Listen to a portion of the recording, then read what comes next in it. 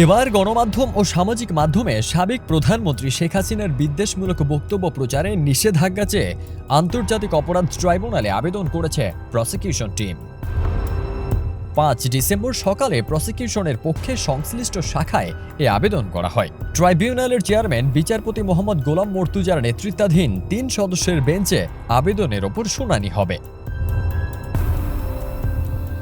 গত ৫ আগস্ট গণঅভ্যুত্থানের মুখে ভারতে পালিয়ে গিয়ে সেখান থেকে অন্তর্বর্তীকালীন সরকারকে নিয়ে নানা ধরনের মন্তব্য করে যাচ্ছেন সাবেক প্রধানমন্ত্রী শেখ হাসিনা। নেতাকর্মীদের সঙ্গে ফোনে কথা বলে সেগুলো আবার নিজেই ছড়িয়ে দিতে বলেন তিনি, যা সোশ্যাল মিডিয়ায় ভাইরালও হয়েছে।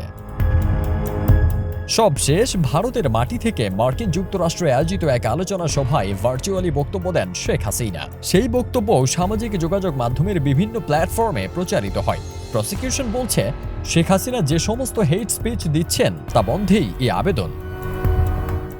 গণ অভ্যুত্থানের পর শেখ হাসিনা সহ আওয়ামী লীগ ১৪ দলের নেতা ও আইনশৃঙ্খলা রক্ষাকারী বাহিনীর সাবেক শীর্ষ কর্মকর্তাদের বিরুদ্ধে এখন পর্যন্ত গুম, হত্যা, গণহত্যা সহ ১৫০-এর বেশি অভিযোগ ট্রাইব্যুনালে জমা পড়েছে।